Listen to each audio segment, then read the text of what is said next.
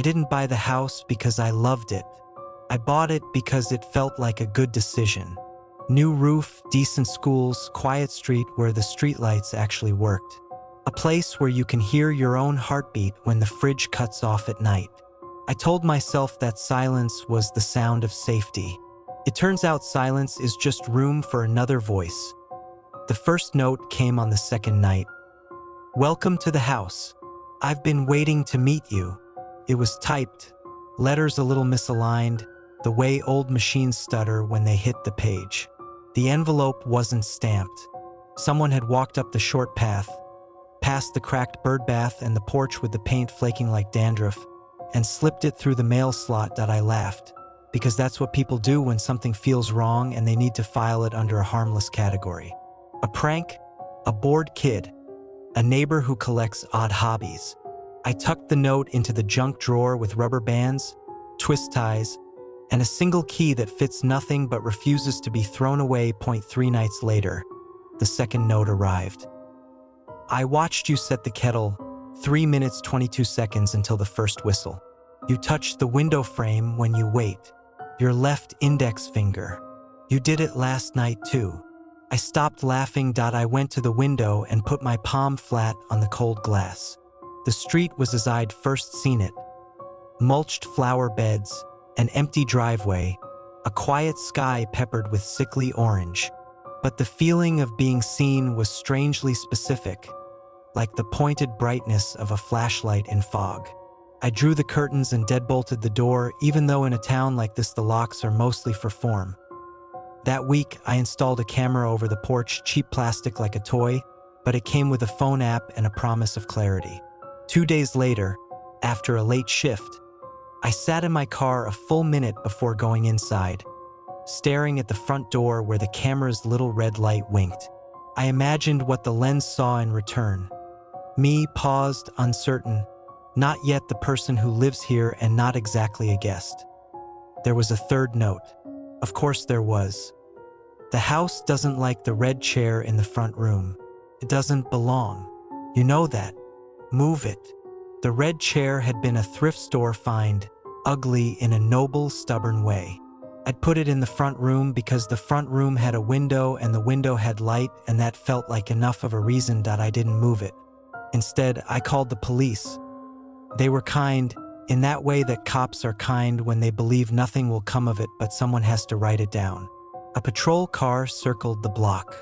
An officer took the notes, promised to dust the mail slot, and asked if I had enemies. I used to think no was the answer, the way you say no when a doctor asks if you have a family history. Now I know you can inherit a house the way you inherit a disease. That night, I dreamt the house was a chest and each room a lung. The walls inflated, slow and wet, like a breath taken through cloth. That I woke to the hum of the fridge kicking on. And something else. A light metallic tapping, like a paperclip flicked again and again. The sound came from the vent near the floor. The grate was old and thin, the slats bent from years of vacuum cleaner collisions. The tapping continued. Tap, tap, tap. A stifled telegraph. That I knelt and pressed my ear to the vent. The air smelled like pennies and dust. The tapping stopped. Then, so faint I almost blamed my blood moving past my eardrum, I heard a whisper. I could not make out words. The whisper was the idea of words, the promise that words existed somewhere, just beyond the metal. I waited until morning to call the landlord who'd sold me the house. He answered with a voice already weary. "You're not the first to call me about that place," he said, "but you're the first to call this early. It's a duplex that forgot its single. The vents carry." "Carry what?" He didn't answer. "You'll be okay," he said finally. "Give it time. Houses settle." I didn't tell him houses also watch. The fourth note was longer. This one wasn't typed. The letters were painstakingly neat, like a student imitating good handwriting. "You moved the chair. Thank you. The house was uncomfortable. The house remembers the girl who sat there and picked the nail polish off her toes. Little curls of red. She would leave them in a pile and pretend it was a heart. The house remembers the man who hid in the laundry room when he needed to cry. The house remembers you. The house remembers that you lie. I hadn't moved the chair. I walked to the front room and found it angled a little, no longer facing the window but the door. The thin rug held shallow tracks, proof of motion, like a tide line. I stood behind the chair and gripped the back, feeling the pins of upholstery through the thin fabric. It felt like putting my hands on someone's shoulders from behind, satisfying something that wanted to be satisfied only because it shouldn't be. I set the chair back where it had been originally. The house made a sound like air leaving a body, or maybe that was me. That weekend, I invited friends to stay. It felt like adding witnesses, proof that the world happened in the same order for other people as it did for me. They drank wine, told me my place had good bones, took photos for their feeds, and left me with a sink full of clean glasses drying on a towel. I slept badly and dreamed of the red curls of nail polish piled into a perfect, impossible heart on Sunday. I found a fifth note tucked behind the framed photo on the mantel. Not the front door this time, inside. I tried to speak last night, but the house was full of other tongues. They sounded like cutlery being stacked, like your laugh when you don't mean it. The house prefers you alone. That is how the house has always been loved. You belong to it better when you are without them. I tore the note into confetti and flushed it. After, the toilet tank took a long time to refill, a long throat clearing itself, as if I'd asked it to swallow something the house wanted to keep. That I didn't go to the police again. What would I say? The house writes to me. The house isn't mine. Instead, I made a small decision. I moved the red chair back to face the door. It felt like setting a place at a table for someone who hadn't arrived yet. That evening, it rained, the slow, patient rain that seems to have a calendar. Water found the barely there hairline cracks in the window frame and traced ghostly lines on the glass. The street blurred as if to protect me from any shape that might stand beneath the lamppost. I boiled water for tea and didn't touch the window frame while I waited. I stood in the center of the kitchen and counted 1, 2, 3. At 3 minutes, 22 seconds, the kettle gave its first thin breath of steam, more question than whistle. I turned off the heat. A sixth note waited in the hall. The envelope was damp but unsmudged, the ink undeterred by weather. The crawl space needs you. The old hatch in the front room closet. The house has questions. You should answer. The front room closet was shallow, the kind built for a vacuum and a broom and the awkwardness of guests' coats. Its floorboard had a seam that never laid flat. I lifted it. The hatch was older than the rest of the wood. A square of boards bolted together, a metal ring for a handle. It was the kind of hatch built by someone who trusted themselves. I raised it and a wash of air, cooler by a few degrees, touched my face like breath. I lowered my phone into the hole, using the camera's light to burn a clean path into the dark. The beam found old boards, the slick backs of ducks, and a narrow ribbon of space like a throat around them. I saw, in the far corner, 3 small objects arranged in a triangle. A bottle cap, a single domino with the 5 side up, and a roll of film too old for my lifetime. I should have closed the hatch and left it closed forever. Instead, I went to the kitchen for a flashlight. On my way back, something struck the metal ring on the hatch with a clear, perfect chime. Once, twice, 3 times, like someone calling a dog. When I stepped into the front room, the red chair faced the hatch. My throat closed in a way that made me aware of every swallow I'd ever taken. Saturday, I wish I could say I didn't. I wish I could say I was brave in the proper way, the kind that leads to packing a bag and leaving a life before it stains you. But there is a bravery that only happens in the wrong direction. I sat in that chair, hands on the arms, my eyes on the square hole, and I listened. The house breathed. The vent ticked. The rain braided itself into a soft net against the window. Then a voice, from the hatch, clear this time, no longer the idea of words but the words themselves. Thank you for coming back. It was not a child's voice or a monster's voice. It was a voice that had been soaked in the house for a long time, the way paper towel takes in a spill, slow, inexorable, until it is so full it cannot be separated from what it holds. The voice reminded me of the notes not because of any particular sound, but because of the deliberateness. Someone who speaks as if writing. I don't know you, I said.